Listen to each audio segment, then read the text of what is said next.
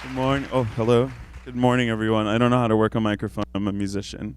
Um, yeah, it's on, right? Okay, we're cool. I'm very happy to be here today. I'm usually very excited to like have an opportunity to stand in front of people and speak. And singing is a big part of my life. Obviously, I'm known for that here in Hawaii, and it's pretty easy for me to get up and speak about my experiences and share mana'o that I have through those experiences. But when they asked me to speak on silence, I kind of laughed because I'm like, I don't know if you have the right person. I would say that those close to me would describe me as somebody who's very loud and colorful and pretty much the opposite of silent.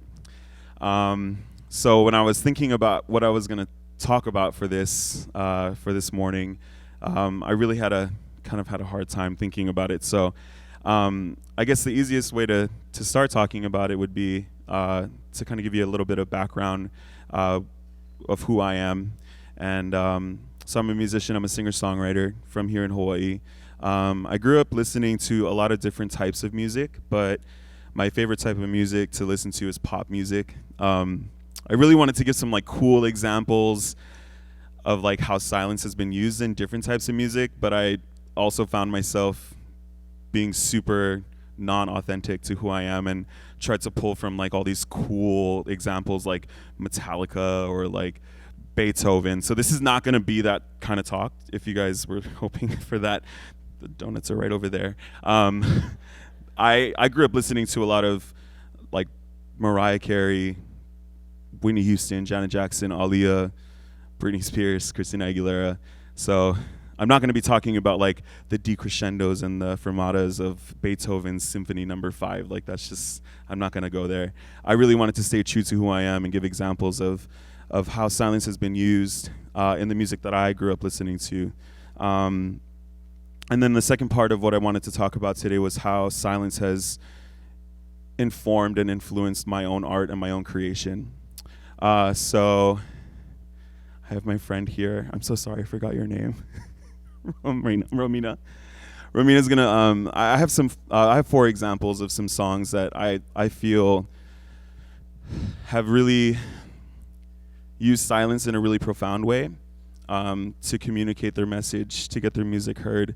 When I was asked to give this speech on silence, literally the first song that came to my mind was Bjork's "It's Oh So Quiet." I think it was like 2001 when she went to that award show in the swan dress, and I had never heard of her. And so I looked her up and downloaded her music from LimeWire, got a virus on my computer, and then listened to the music.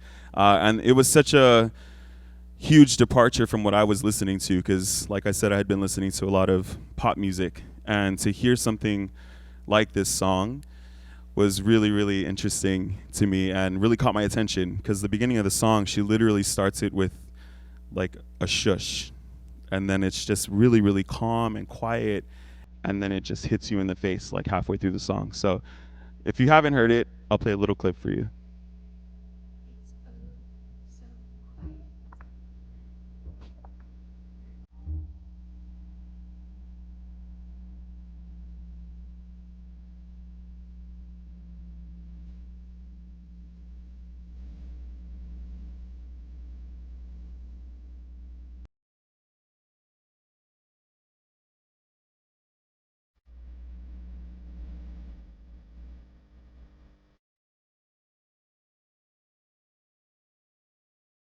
Anyways, that's the quick clip I wanted to play. In the beginning of the song, it starts off very, very quiet, and then that big band sound comes in, and I just thought that was so jarring, and that was something that was so foreign to me because I was so used to I was so used to that formula of pop music, and they never really leave that structure of the A B bridge, and then that's it, and then they're out of the song. You know what I mean? There's no peaks or valleys. It's kind of just one drive. And so, one of the artists that I listened to a lot when I was a kid was Beyonce. I was obsessed with Destiny's Child when I was 13. I've really been rocking with Beyonce for 20 years. I'm 33 now, and I'm still like a hardcore fan. I think that one of the best ways one of my favorite ways that Beyonce uses silence in her music and in her performances is literally when she gets on stage, she says nothing. She just stands there and people go crazy. And I feel like half of the reason why people go crazy is because that silence is so awkward and they're just like, what do we do? Like, do we scream? We're going to scream. And then they scream and then it's just a cool moment, you know? And as a performer, I totally relate to that because when I stand up on stage, I've kind of learned that from her and taken that from her where I'll stand on stage and I'll just take in the moment for a second just to kind of feel out the vibe of the room. And for me, it's a lot easier, right? Because I'm not singing in front of 100,000 people. There's usually maybe about 50 to 100 people in the room, and I can really see the people in the space that I'm in. And so in that way, I'm able to really set an intention for the rest of my performance for the next hour and a half.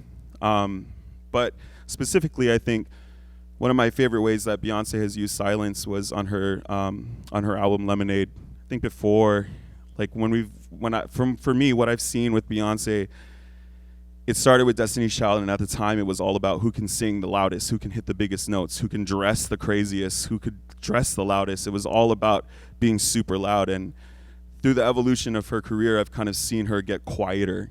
And Lemonade was really that album for me. To that example really, really came through. She opened that album with a song called Pray You Catch Me. And you can just play the example real quick before I talk about it.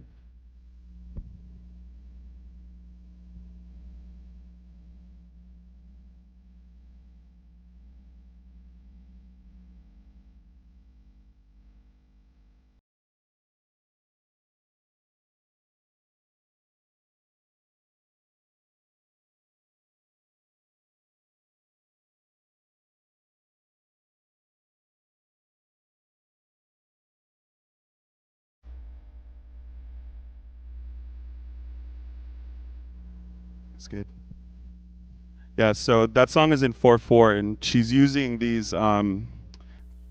yeah, and they're like eighth rests, right, in between these notes that she's singing, and the narrative of this whole album is being in a relationship where she's being cheated on, and she starts this album off with these eighth rests in between these notes, and it's painting this image of her not being able to catch her breath. And when I think about being in a relationship where I'm being cheated on, literally the first thing that I think about is not being able to catch my breath or not being able to collect my thoughts, and then everything disappearing all at once, like a vacuum being like sucking everything out of your life, and then you not really being aware of where to move forward from that point. And so she starts that album Lemonade off with that song, and that thread, it just runs through that whole album, and she's able to really run the whole spectrum of emotions going through that situation of that relationship. But it really starts with the foundation of having that silence, having those eighth notes, and that really sets the tone for the whole album. And one of the artists on that album that helped her work on that album and on a lot of her other work was Frank Ocean. And I think he's king right now at like using silence in popular music and making it palatable for the masses. I like had trouble trying to figure out which example I was going to use. But the song that I think is the most profound and where he's used silence where it was super effective was a song called Godspeed. It's a song about I interpret it to be about leaving this physical space that we're all in and going on to another life and thinking about all the loved ones that we leave behind, all the experiences that we're leaving behind as well in those people's minds. So this song Godspeed, I think it's one of the most beautiful songs that I've ever heard.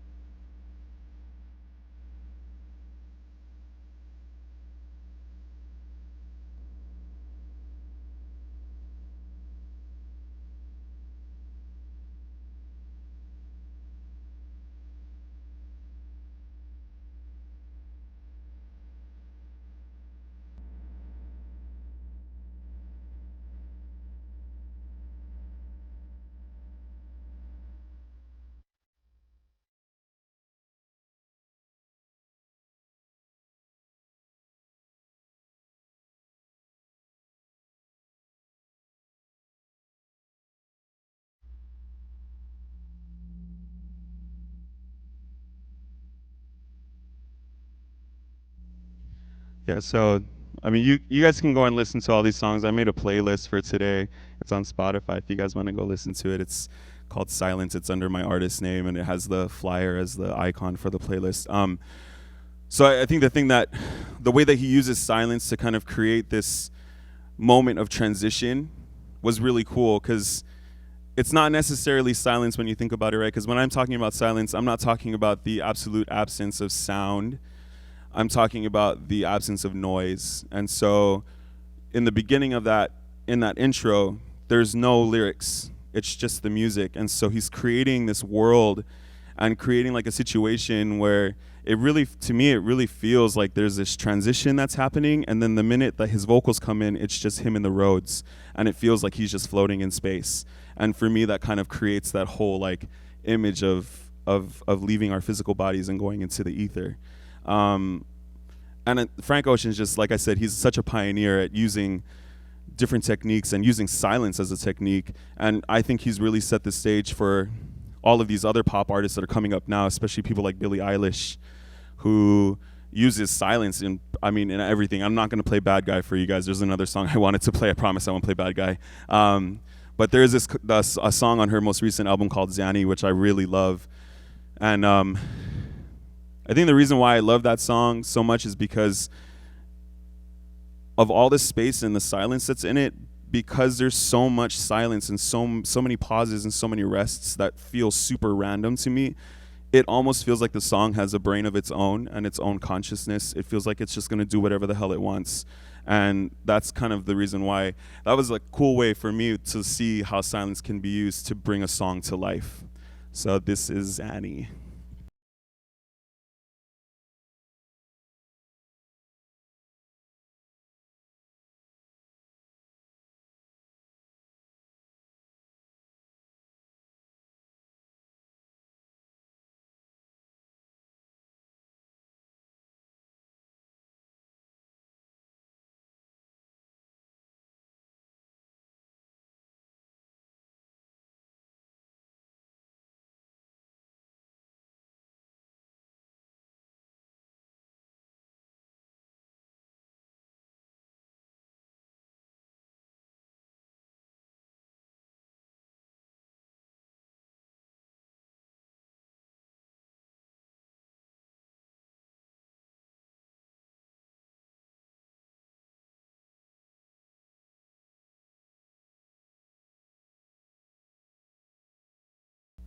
Yeah, so those are just like a few of my favorite examples of where silence was used in pop music to create an atmosphere, where silence was used to get a message heard.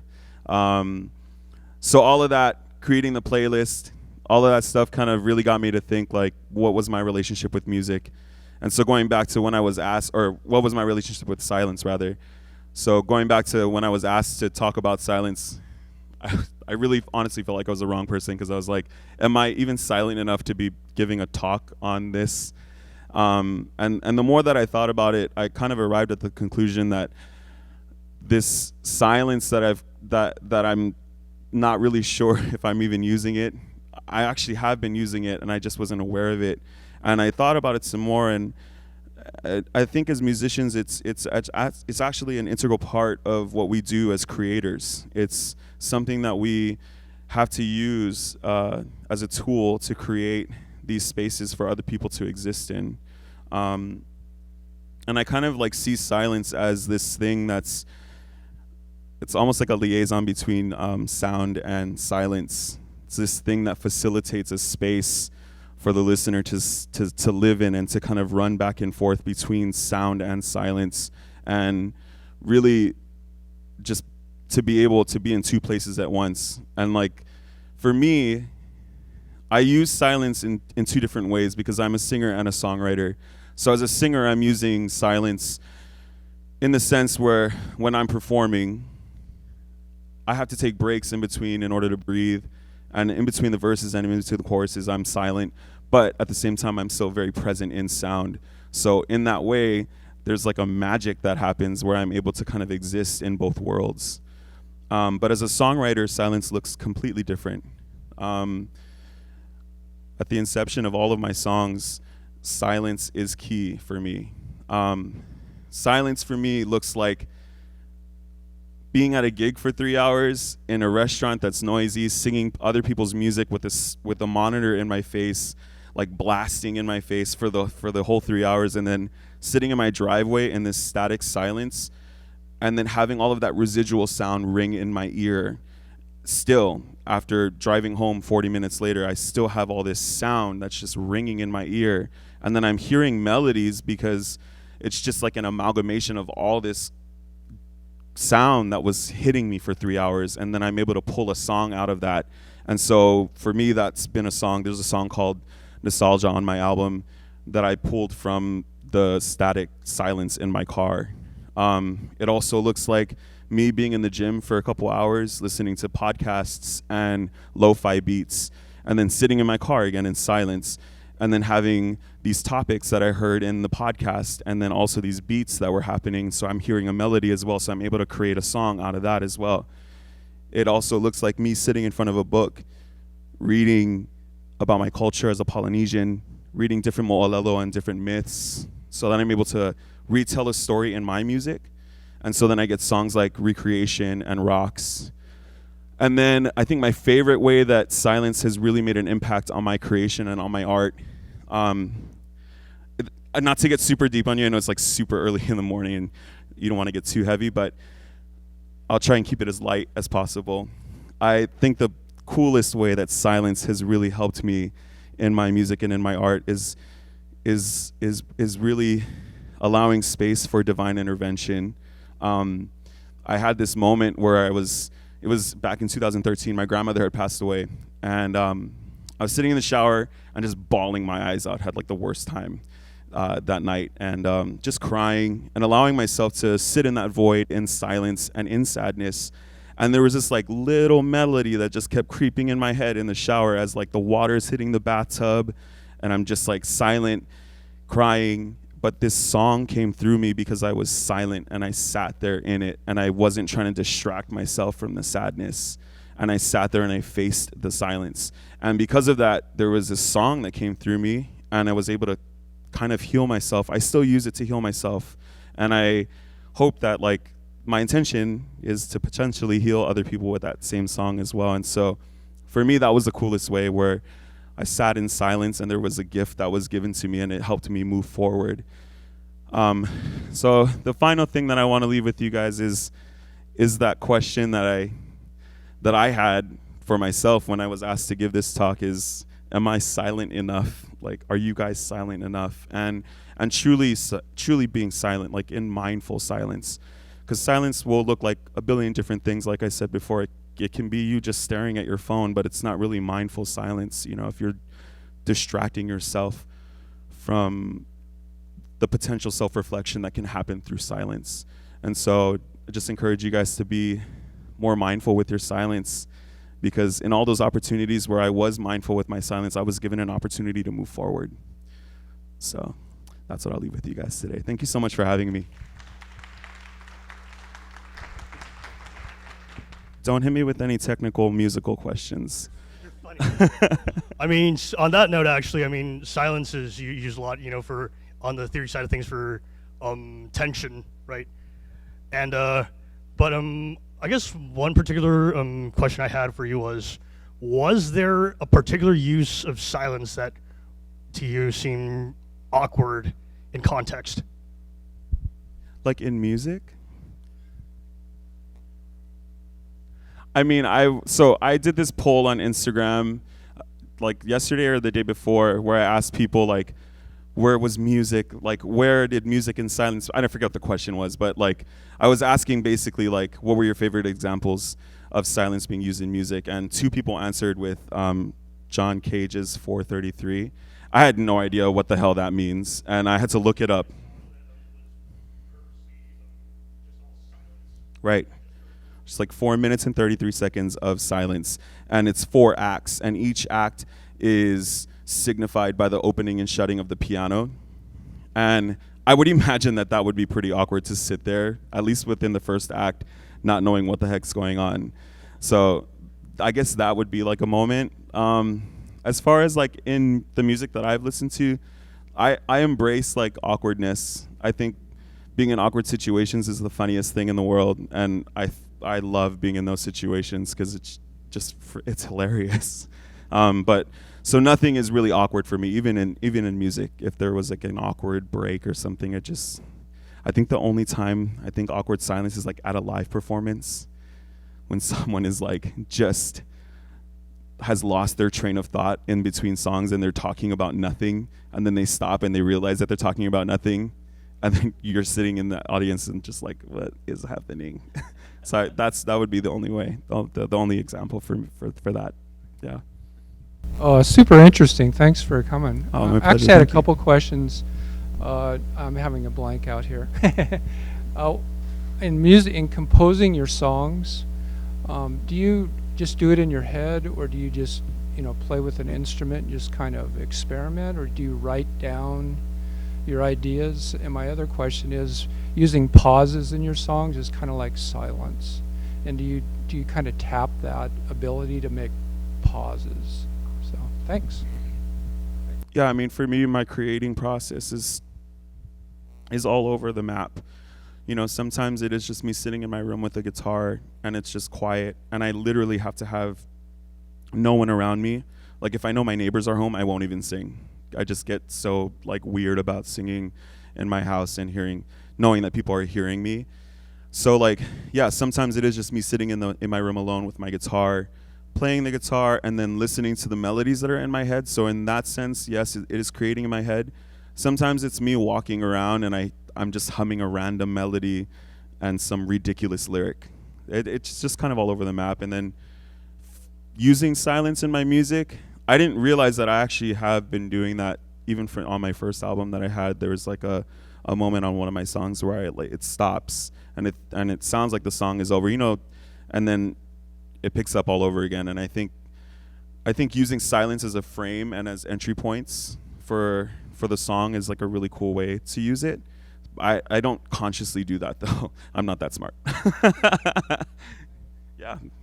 Hi, thanks for the talk. It was great. Thank you. I wanted to ask you about when talking about silence, more in terms of dynamics, because a lot of like pop music and a lot of commonly produced music is it's compressed to all hell, right? So there's not really a lot of dynamics going on. But would you consider a high dynamic range in a song, say going from like really quiet to opening it up? Would you consider that using silence, or would you say that that's more of a tool of dynamics? Thank you. Yeah. No, I mean, it's definitely dynamics. I think you're just playing with like the amount of silence, if that makes sense. Does that answer the question? Kind of, yeah.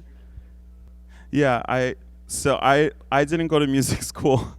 I learned playing guitar when YouTube first started on Ultimate Guitar, and like when you watch me play, like the fingerings that I have, they're definitely not right. I'm self-taught. I didn't go to college. That's a reference on my album if you have it. So I'm not very like technical. Like I can't like I would love to like be the person to sit down and like pick things apart like that, but I'm more about feel. I played in band when I was in high school. I played the saxophone and that was it. But like I still didn't even know what I was doing in band, So yeah, yes and no. I think you're just playing with like the amount of silence. Yeah, and it is. I think it does end up just being about dynamics. Yeah. Sorry if. Hope that answered your question. Yeah, thanks again for coming. We appreciate your delivery. So my question is into like song composition, and so basically we have a whole structure of like the A B cookie cutter pop formula, and let's say we have a whole song, and instead of ending at let's say 4 minutes and 32 seconds, and the song officially ends like after the outro, we leave 10 seconds of silence. How would you interpret that intentionally, or intentionality, to intentionally leave that 10 seconds of silence? Like, how would you interpret that? Like, what would be the use of that? Like, what would be the use of? So having a 4 minute and 36 second song, Right. but the last 10 seconds of that is actually silence. Like you end the song, the song actually ends on the marker at actually for 26, but you leave the end of that production market to just keep going. What would be the intentionality of that? If Are you were to asking me like, well, how I would interpret Yeah. that? I don't know. There's so many different ways. Like that song "Lemon" from Pharrell and Rihanna. Like I thought that song ended, and I don't know how long that pause is, but it's a long pause, and then it just picks up all over again. Sometimes I feel like it's just to fuck with the listener. Like I don't think there's anything musical about it. I think it's literally just to be like, oh, we're gonna be spicy and throw this in, and that's it, you know. Other times with like Hiatus Coyote, they'll do that long pause, and I think the intention behind that is to switch time signatures, and then it create like a whole different atmosphere and a whole different song. So I think, I mean, it depends on like the vibe, it depends on the genre, it depends on the artist for me, and like it depends on like my knowledge of like the artist as well, and all of that stuff too. So like, yeah, those are two kind of examples where I've heard like stuff completely end and then start up again, and that's just kind of how I interpret it. So I know you play at Laylo in Waikiki, and I feel like the professionality of singing and songwriting are two very different things in terms of who your audience is, especially in Waikiki, you know, that like when you do your gig and your set list, do you leave silence between the songs? Or, you know, like in Waikiki, as you know, like a professional gigger, they want you to mash it up. You're doing mashups, like 3-4 song mashups, because they don't want silence. So I almost feel like it is antithetical that you're talking about silence, and it's amazing. And I want to ask about that because as a musician, I've also struggled with that we don't always tie our songs together. And there is that silence, which is construed as less artistic in the Waikiki sphere. Or just less desirable, Less in like the desirable. Waikiki scene. So I was just I know what you wondering, mean. yeah, like what do you do? I don't give a rip. My grandma, I really don't care. Like my grandma taught me, the one thing that my grandma taught me was they're not paying your bills, so why do you care what they think? And like as long as I'm doing something right and I feel like it's right, then I just go with it. And I feel like mashups are so annoying sometimes. It's like, why are you mashing up No Diggity and Wind Beneath My Wings? Like they don't match. Like just because you can doesn't mean you should, you know? And there are some times where like in between my songs, I'm like, what the hell am I gonna play? Do I play this song? Like, what do they like? And I'm trying to judge these people based off of their appearance. Like, oh, do they like 90s? I don't freaking know. Like, what do people think when they look at me that I just listen to? Like, I don't even know what they would think about me. You know what I mean? So I'm sitting here looking at all these people trying to judge like what I think they want to hear. And then in reality, they're focusing on their freaking cheeseburgers. So they don't care what you're doing. You know what I mean? Like, just sing what you want to sing. That's what's worked for me. Like I've always sung what I want to sing, or not always. Actually, in the beginning, I was singing a lot of stuff that like I felt people wanted to hear, and I wasn't happy. I would leave those gigs so frustrated, and I would lose my voice half the time because I'm trying to like over sing everything. And now I've gotten to the point where I'll sing whatever I want. Sometimes I'll sing a Sheryl Crow song and nobody will freaking know what song I'm singing, but I'm like, I'm singing this song because it makes me feel good and I want to sing that, and that's the energy that I want to put out when I'm singing while you guys are eating. You guys aren't even listening anyways. Like, you're going to come up here and request Somewhere Over the Rainbow in 5 minutes. I'm going to sing what I want to sing, you know? So, I mean, that's I totally know what you mean. It's so awkward to sit up there and like try to figure out what people want to sing or want to hear you sing, you know? And if they really want to hear a certain song, they'll literally get up and ask you and be annoying like that, like, and then not tip you, and then like be mad that you didn't sing the right version of that song. Yeah, you just have to put that out of your mind and do what you want to do. I think in that aspect, we're able to be artists through the songs that we choose and how we interpret them. Yeah, but I know it's frustrating. Yeah, woe is me, I have to sing for 3 hours in Waikiki, you know? Yeah, sorry. And I think we'll end on that note. Let's hear it again for Izik. Thanks for coming. And we've